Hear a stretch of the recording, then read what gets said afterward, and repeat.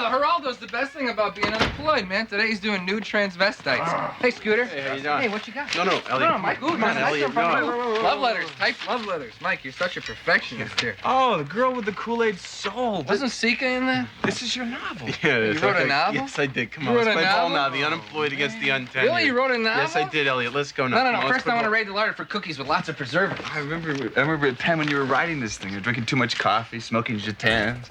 You were so dark and moody you couldn't reflect light. That was fun. That's great. So whatever happened with that workshop with Ivy Dunbar? Yeah, I'm looking for work now. So. Yeah, but you should take that. Yeah? Yeah, you should. So, huh? It'd be good for you. Yeah, you think so? Yeah, I Yeah, that's good. Because I'm doing it. The workshop? Yeah. Oh, that's Yeah, great, I start man. Wednesday nights. Yeah. You weren't going to tell anyone, were you? That's not a big deal. Hey, Mike, Yeah. what's the half-life on this marshmallow fluff? You're disgusting.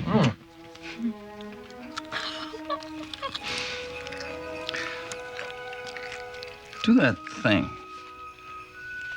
What thing? That thing that you do with your tongue. Oh, Matthew. No, come on. Do that popcorn lizard thing that you do. Come, do it.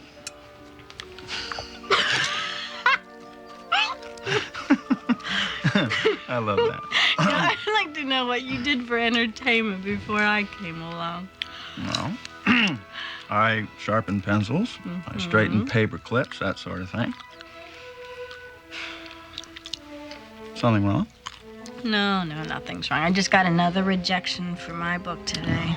Those publishers don't know what they're missing. No, I think they know exactly what they're missing. I keep getting all the same comments. How can they not like those pictures? No, they like the pictures. They just think something's wrong with the story.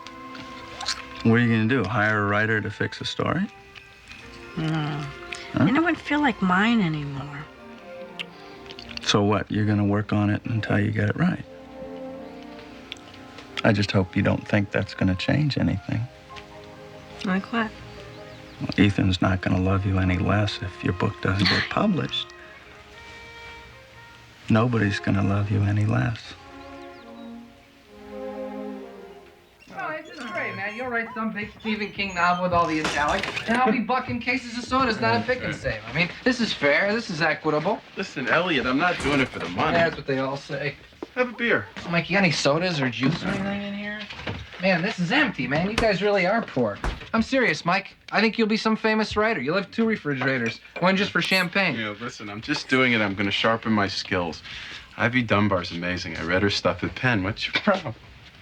Mike, Miles Drentel called, wants you to call back. Went out for cheese. Did you get real sweaty? Love, hope?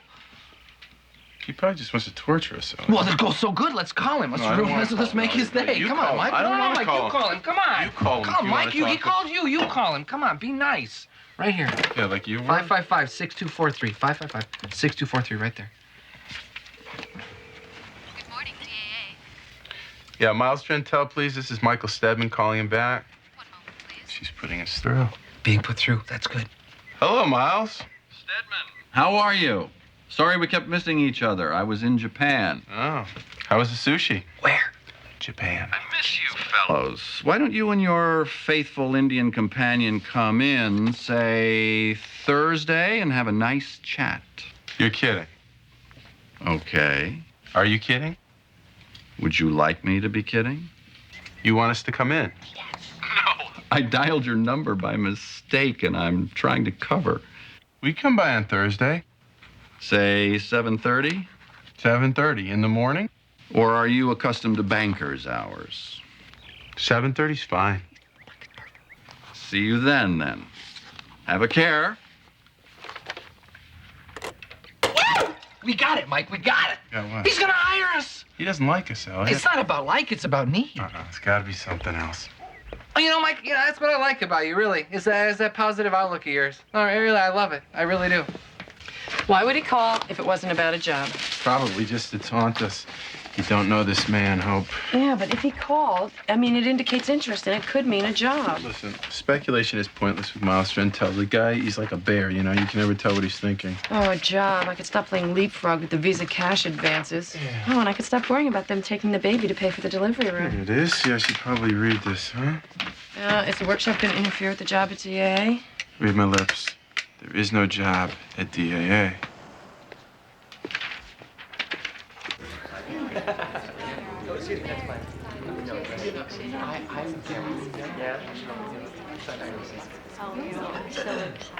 Yeah. Okay, thanks. Hello, everybody. I'm Ivy Dunbar. Let's roll up our sleeves here and get started, okay? I didn't know you were. Yeah, I guess. I mean, how could you know, right? So, I am not going to teach you to be writers. You already are writers. If you weren't, you wouldn't be sitting here, believe me. But you all do need to get past where you are. Past the need to stand between the work and the reader so he'll know how clever you are. Because good writing is writing that appears not to have been constructed, but to have ripened, like a banana. The key to this, of course, is honesty. There are no rules in fiction except honesty. If you learn that, you will have spent your money well. Now, the first thing I'm going to ask you to write, and don't spend more than an hour on this, we want to check basic wiring, will be about a parting. Now, let's get down to knowing each other a little bit. Would you like to start? Thank you. Good night.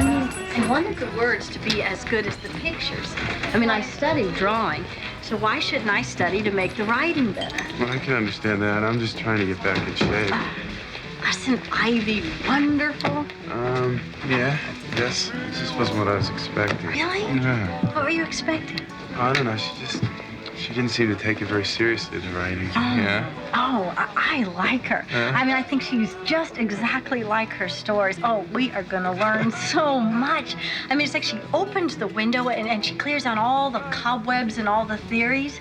It's sort of like riding a motorcycle, you know? I mean, you're so scared. You can hardly breathe, but it's just so exciting. Oh, God, I just feel so good about this. Yeah, me too.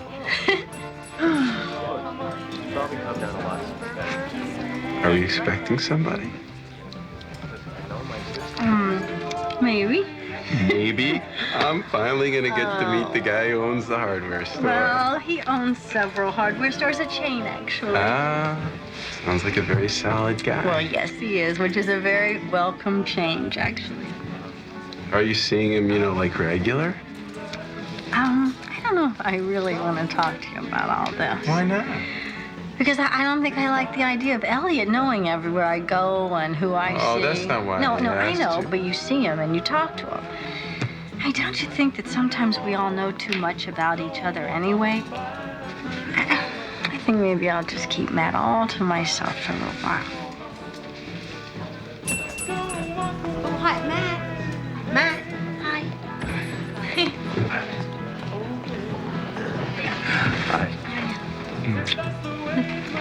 Oh, Michael Stedman, this is Matt Enright. Hello. Stedman? Yeah, oh, he was my husband's business partner. Oh. We actually met at the workshop tonight. And you didn't know each other would No. be there? Well, that's funny. I know. Isn't it? Yeah. I guess so, yeah. Hi, ready to order? Oh, hi. Oh, I'm starving. Hi. Oh, let's Yeah. see. Cheesecake. Do you have cheesecake? Please say yes.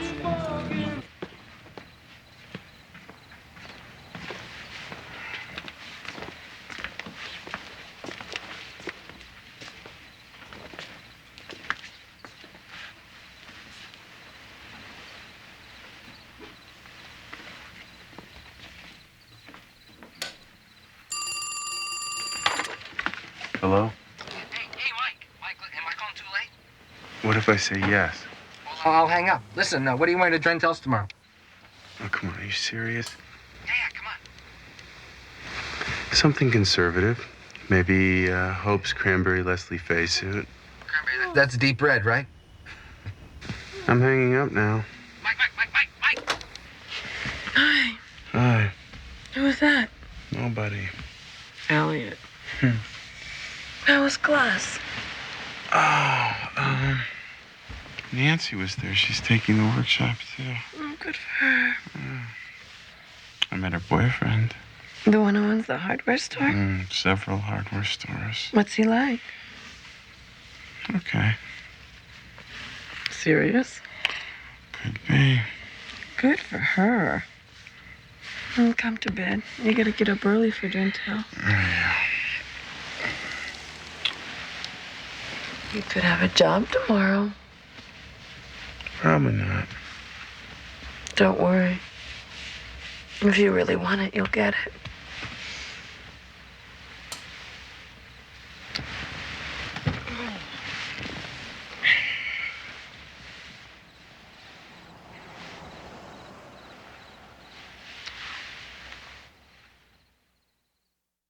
And that's how we wrap up the 30-second. We freeze frame. Hi, how are you? This Mike, here. look okay?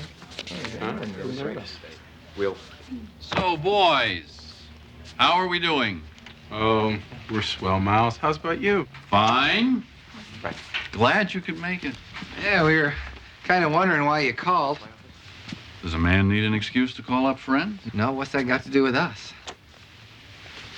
2 days ago, I was in Osaka at a foundry where they make these huge temple bells. Fascinating. The Buddhist monks come and throw prayers etched on pieces of metal into the molten steel before they pour the bell. When it cools and comes out of the mold, the master of the foundry strikes it once and only once before they deliver it to the temple. I was there when they struck one of those bells. It's the deepest sound you've ever heard. You feel it here in the sternum more than you hear it. And you know what I heard in the reverberations of that ancient sound? Haven't a clue. I heard a voice. And the voice said, "Hello. My name is Mr. Squeeze." Across the international date line, getting my Zen adjusted, and I'm haunted by a radio commercial you guys did. Right. Profound. Right. Or trivial. Depends on what you want to do about it, Miles. We're making some changes. What do you think? Looks cozy. I'm trying to find the right ergonomic flow and get the maximum square footage. The way this is coming along, I'm going to have the space to bring in a new creative team. Do tell. Yes. They go right about here. Excuse me, boys. Hi, Mr. Gentile. Client's in my office. This is a great building, man. I love this building. He's jerking us, Oh, Elliot. he's not. He's dancing with us, Mike. Probably isn't even a job. Oh, there's a job, all right. Oh, man, that guy's got such an attitude. It's okay, man. He can do that, man. That's DAA out there, Mike. This agency's so cool they don't even have to be in New York. We just gotta figure out what he wants us to do, that's all. He wants us to grovel, Elliot. What? I can do that. What, so we can sit in his ergonomically designed workspace, listen to him pontificate about how he reinvented advertising? Hey, what's the matter with you? You like being in He purgatory? wants us to beg, Elliot. He wants us to beg. Yeah, well, so? Yeah, well, so I got this trick knee. Before I get down on it to beg, I have to know what I'm begging for.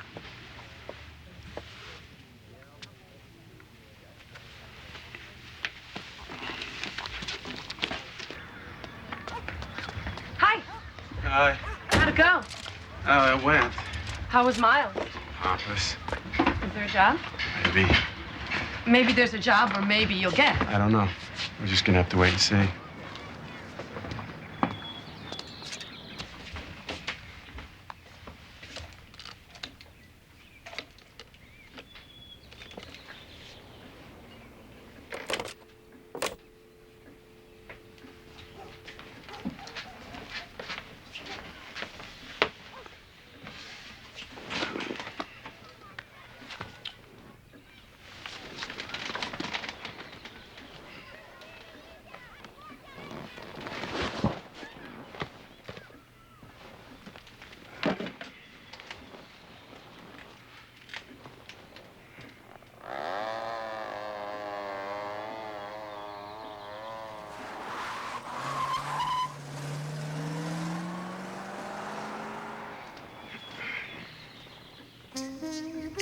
clock over the door stood at 2:43.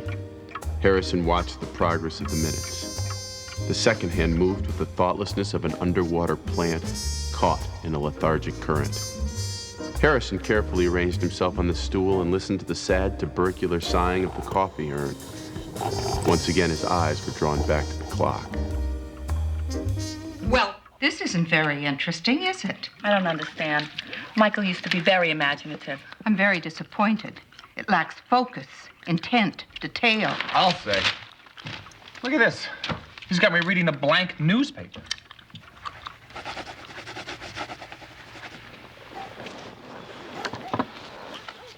The clock over the door stood at 2:43.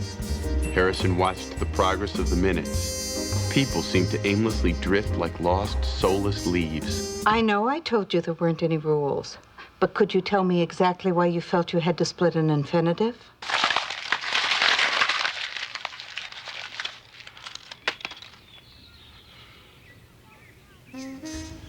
People drifted through his field of vision like lost, soulless leaves. The sounds of their shoes on the checkerboard tiles was like the dragging of monk's sandals. He singled her out amid the motion. No. The coffee shop was empty, except for her. She wore her ennui the way lesser women wore diamonds.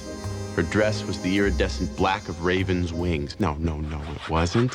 Her dress reminded him of rich summer Burgundy, port, sangria. Jeez. Her frock was the color of polished emeralds, as opposed to what? Unpolished emeralds? He approached the woman in the blue dress. Their eyes met, and they folded themselves into the waiting leather of the booth. The rain in the window streaked a pattern along her face. No. The sun through the window bleached. No. Neon blinked beyond the window at her side.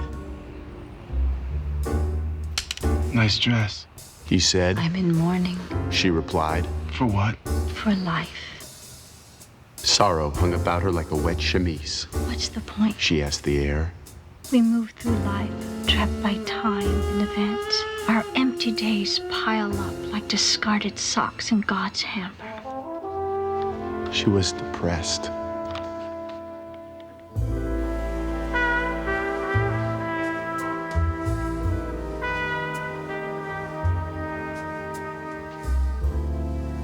She was never able to figure out why he had chosen that particular moment to leave. Did he make up his mind during the drive home, or did he decide to leave in the split second before he told her? He packed a few things in a small gray bag and left. Was she supposed to stop him? Was she supposed to want to stop him? He left, and later she couldn't remember if they'd said goodbye or kissed or shook hands. The only thing she could remember was how dark the house seemed after he'd left. She remembered going from room to room, turning on all the lights.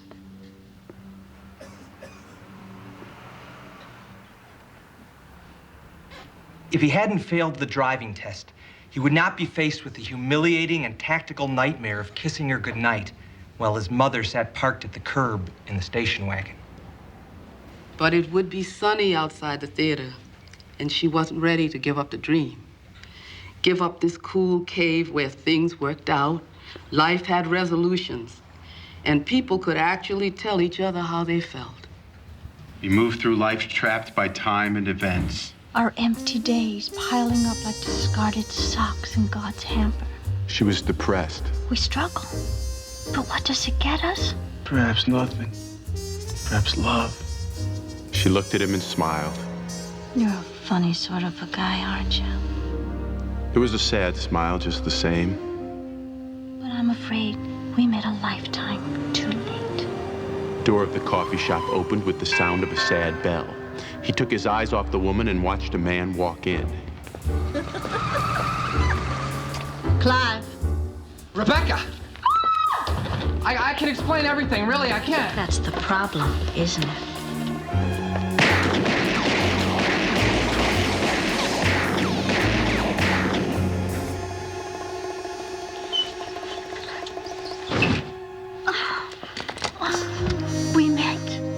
she whispered. At a carnival.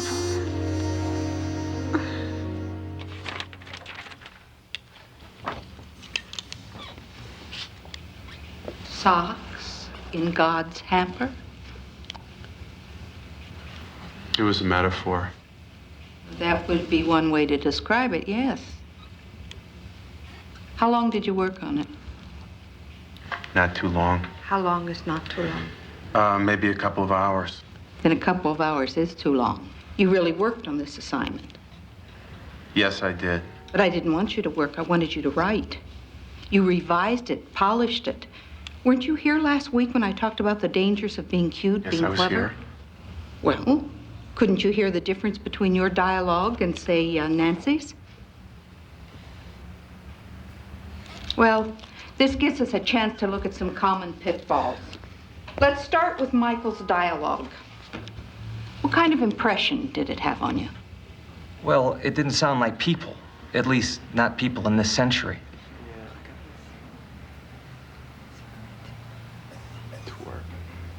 It wasn't that bad. Yeah, for you, they liked yours. Yeah, but it's not about being liked. It's about being better writers. What did you think? I thought it was rather, well, studied. Studied. The woman and the man she shot, who were they supposed to be? What do you mean? I mean, who were they? Who were they modeled after? They weren't supposed to be anybody. I mean, I made them up. They're just characters. Honestly. I mean, you know, like in my story. I mean, everyone in the class probably thought that I made those characters up, too. I mean, you were the only one that could have known differently. Yeah, guess so. I talked to Hope, and you talk to Elliot, and Hope talks to you.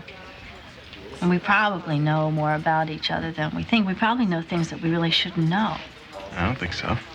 I mean, what do we have, secret lives or something? No, but we have private ones. Yeah, but I mean, you have to write about what you know. Otherwise, you just, I mean, you did it.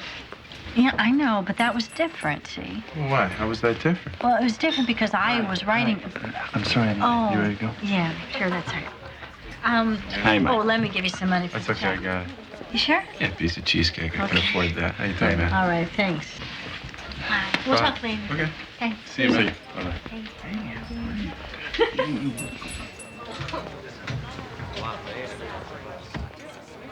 She's driving from green behind the ears. Yeah, okay. Yeah. Can I get some more coffee? So there I am. Like, Sure can. Thank you. Here.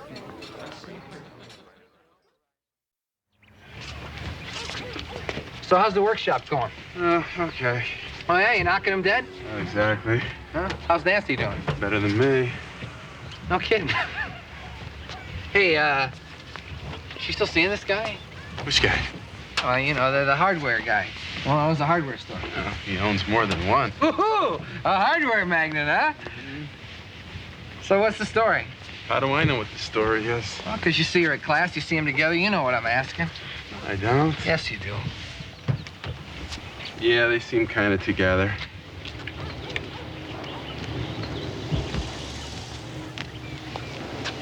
I think Nancy's looking prettier. Have you noticed that? Not really. I saw her at Melissa's party when Trentel and I had our little slap fight. Gee, she looked beautiful, man. Mike, could you do me a favor? Keep an eye on Nancy, and if she come on, keep an eye on her. If she does something, just let me know, okay? She does what? Well, she starts wearing a man's wristwatch. See, in college, the first time I went away for a couple of days, she kept my watch. And she wore it all the time because she always wanted a part of me that was touching her, you know?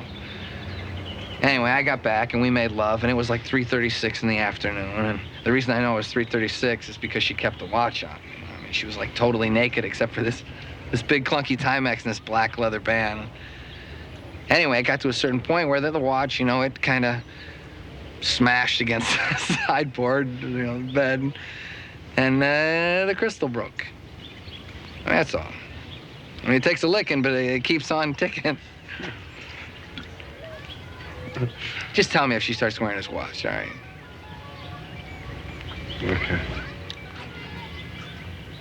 If I give you one of Ivy Dunbar's books, will you ask her to autograph it for me, or would that jeopardize your cool too much? Not exactly on those terms. Oh, it's great that you're writing again, Mike. Yeah, right. You know what I was thinking about the other day? The Adventures of Milton Penny. Oh, yeah. Oh. I took the pictures with Yeah. Instamatic. You wrote the cartoon balloons. We should do it again, Mike. I take much better pictures now. No, my writing may be stuck back with Milton Penny. Oh, come on. No, so far it's been called artificial, overly clever, and dishonest. What is it? Thank you. I was just asking. I'm a little rusty, that's all. I thought it was going to be a more technically advanced workshop. I didn't think there'd be a bunch of novices and we'd be burning time on minor details. Minor details, like honesty. You want me to turn the light on? You'll see much better here, Oh, Liz. Mike, no, Really? Mike, let me please just get the don't- light Mike, for you, Mike, sweetie. don't Here, do no, this is to this me. it? Here. Mike.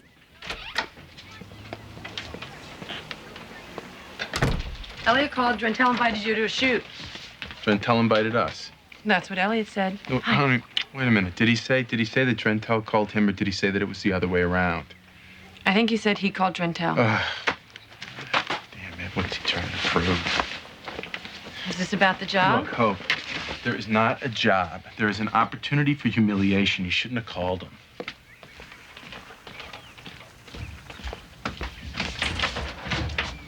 Michael, would you mind explaining just what's going on? There is a job, isn't there? Maybe.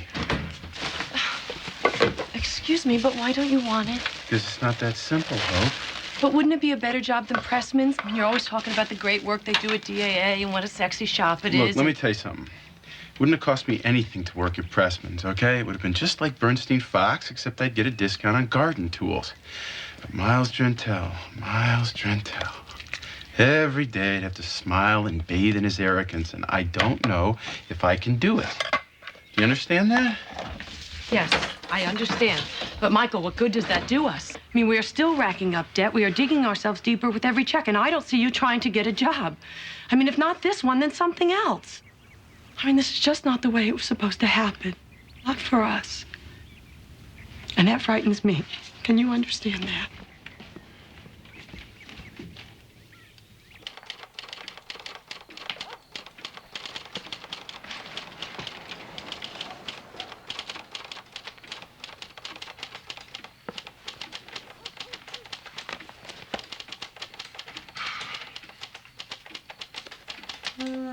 Harrison heard the woman laugh.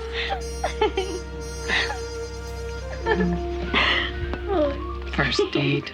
She said with an edge in her voice. Their fight fresh in his mind, Harrison tried to concentrate on the menu, but his eyes were constantly drawn to the couple in the other booth. Who were they? What gave them the right to be so happy? Harrison resented the happiness of these strangers, and it bothered him that their passion should make him feel so uncomfortable. Why?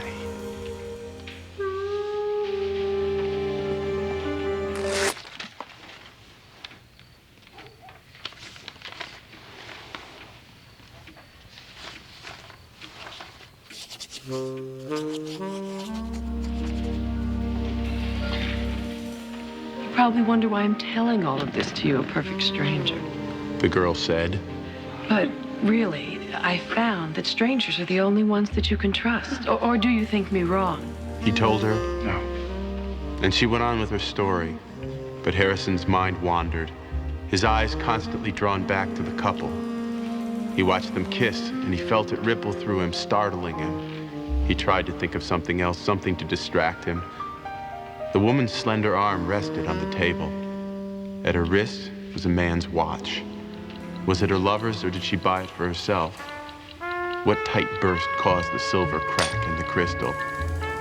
Did she take it off when they made love, or did she leave it on, time strapped to her wrist? Harrison heard the ticking in his head, faint, crystalline, but impossible to ignore. The sound conjured images he knew were forbidden, secrets set to the rhythmic pace of seconds being divided, defined, captured. But whose secrets were they? The ticking grew louder.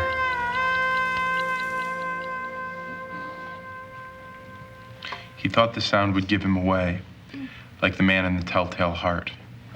So he concentrated on the menu, counting the periods that separated the entrees from their prices. I like the watch.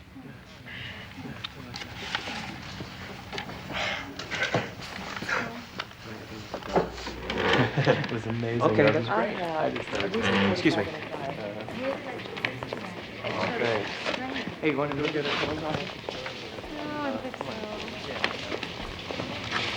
Hi. Hi there. You did better. I'm glad you liked it. Well, I didn't say I liked all of it. I said I liked the watch. That was real. You know, if you can do that, Michael, there's really no excuse for all that other crap you had wrapped around it. You've got some terrible bad habits. And you have to learn the difference between eloquence and masturbation. But you did manage to get one small thing right. That's a miracle for anyone. You should be happy about it. Just don't try to ride it too far.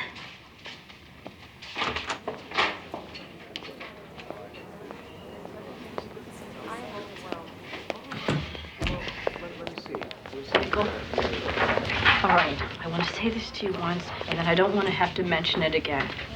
But I don't know if you wanted to hurt me or not, but you did. You had no right. No, Elliot shouldn't have told you about the watch, but you had no right to use it. So the next time you want to be clever, use your own damn life and leave mine alone.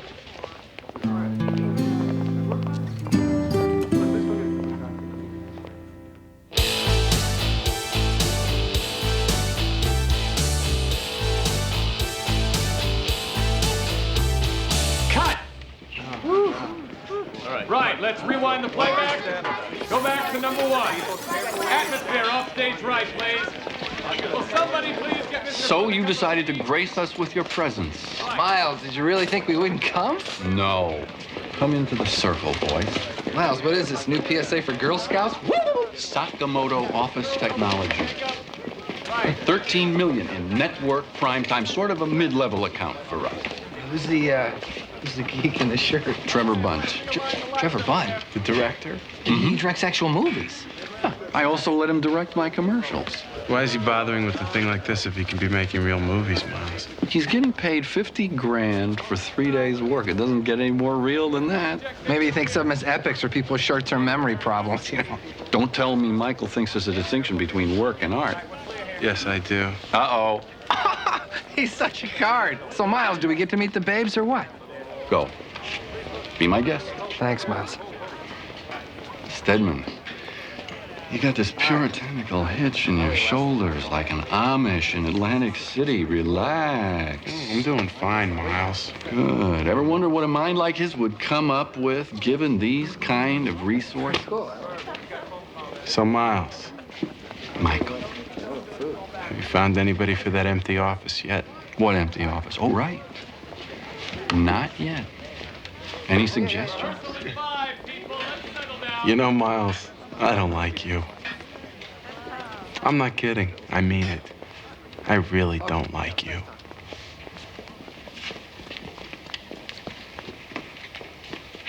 I'm a little hazy on what it is you expect me to do with this information. I'm just being honest. Am I supposed to be hurt or something? No. I'm just telling you the truth. No, you said you were being honest, not truthful. You told me your opinion, you didn't give me any facts, and your opinion as such has no weight, no significance, no relevance. But I do find the fact that you think I should care what your opinion of me is rather pathetic. Sorry if that's insulting to you. I'm just being honest.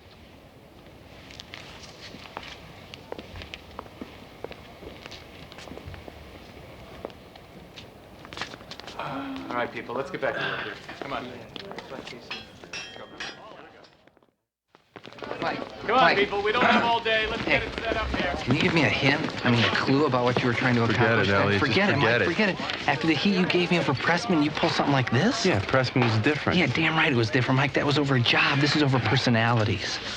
Now, Mike, you're willing to eat anything Pressman was going to dish out, anything. But here, we could actually do some good, Mike. I don't get you. Look, Elliot, I'm not like you. Maybe I wish I was, but I can't fake it with this guy. It just burns too much. Mike, he knows that, and he loves it. It's part of the deal. Mike, there's a price. No matter what you do, there's going to be a price. So you know what you do, Mike? You know what you do? You find out what's important and you make boxes. And in this box, you have what it takes to work with somebody like Miles. And in this box, you have what you take home to Janie and to Hope. That's how you get through. So that's the key to happiness, huh? A little self-induced schizophrenia? Look, you want to soar like a perfect ball of light, then go to Osaka with some of Drentel's Buddhists. You want to have a life here, today, then pick your fights and learn to compromise. Now, what do you want for lunch?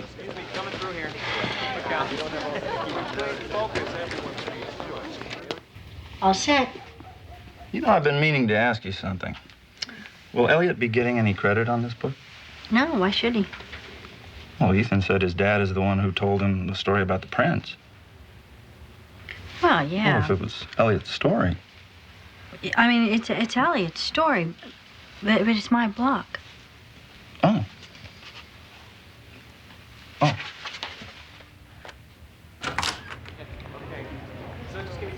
Hi. Hello. Are you real busy? Not inordinately. You want an apple? No, thanks. I just came by to tell you that I'm not going to be able to keep taking the workshop. I see. What kind of a problem are we talking about here? No problem. It's just not working out. This isn't because I roughed you up in class the other night, is it? No. It's just, can we just say that there are conflicts? How's that? Sounds plausible. There you go. I'm sorry, did you want me to talk you out of quitting? That's a tad cliched for me. Besides, writing isn't that important. How can you say that? Because I'm a writer. I can never tell if you're kidding me or not. You know? I mean, I think a writer's the greatest thing in the world you can be. What would you give to be a great writer? Anything. Anything? You see? You know, Michael, if a writer disappears, it doesn't even leave a hole. But if a wife disappears, or a father, or a friend, when you find the proper scale of things, that's when your writing will change. You could be good, but a guilty conscience makes a lousy editor, so if there are demands on you in the real world, you're right, you should attend to them. Writing isn't a replacement for living. If you don't believe me, ask my ex-husband. So why do you do it? I don't have any choice in the matter. Do you?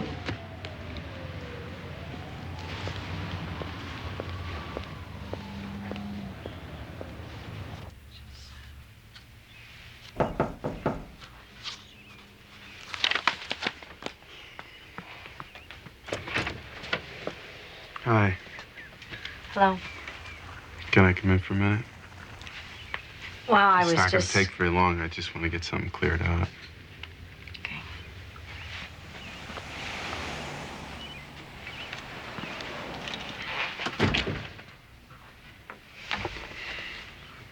The thing in the story, the watch. Yeah, that was a shock, you reading it in front of Ivy and the others. I didn't use that to hurt you. That wasn't my intention. No, it was careless.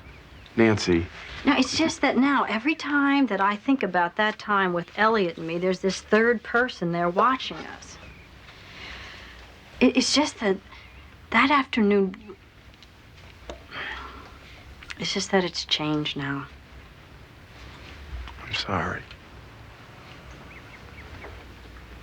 And I don't think you'd be mad at Elliot if you knew why he told me.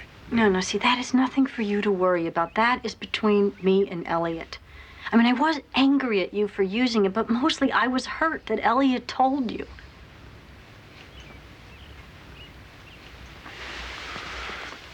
The thing is, I changed the story to keep from hurting you. I faked it. I went to something safe and full of noise. I just couldn't hide everything. What were you trying to hide? You're right, we do know too much about each other.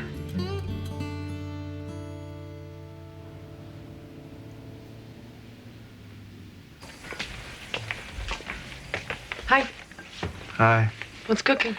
Chicken, oh my gosh. Used to be chicken paprikash, but then I realized we don't have any paprika.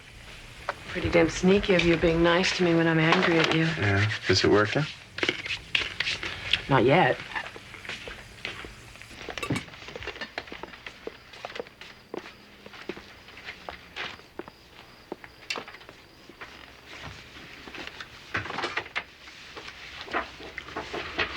I don't want this to come as a shock to you or anything, but sometimes I can be pretty thoughtless. I wish it was a shock. Look, I didn't want you to see me crawl to Drentel. I didn't want you to see me turn into somebody other than the man that you married. It wouldn't have made any difference to me. Well, maybe that's part of what was bothering me. I made promises to you. I don't want you to let me off the hook. I don't want you to sell for 10 cents on the dollar. My husband, the Blue Light Special.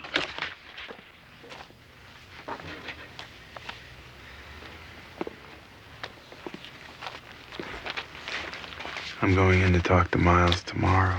Is that something you want to do? Yes, I want to do it. Because it's time I do it. And what about the writing? The writing. I could take workshops from now till doomsday. I could wear down enough pencils to make a forest. I could never make a sentence that means half as much to me as you do.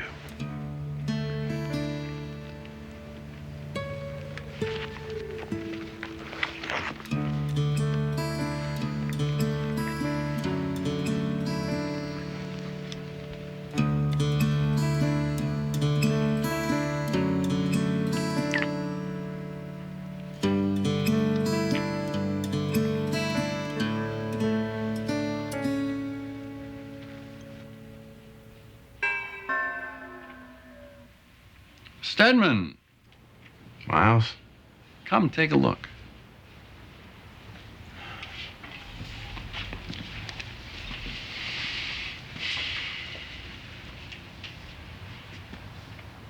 What do you think? It's very hot. But I don't think it's going to sell a lot of copiers. A couple $1,000 worth of print ads in the trade magazines will sell the copiers. So what's the point of the commercial? You tell me. You win more awards, you get more clients, you make more money.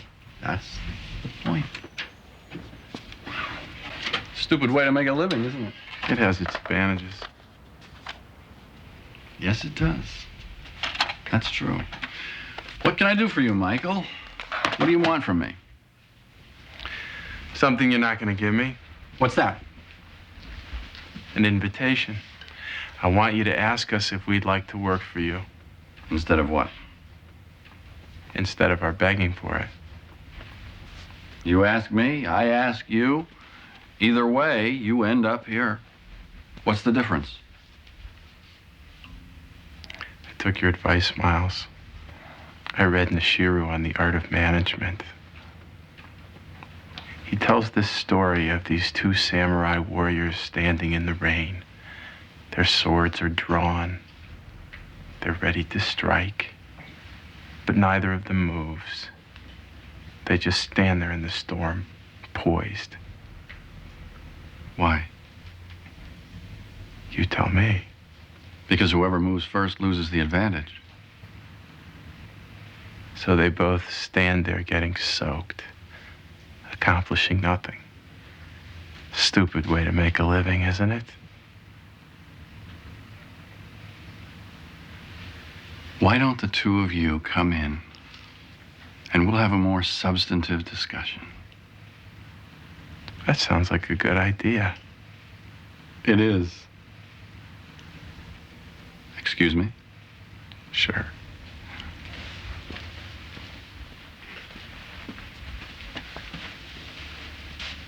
Remember, you came to me.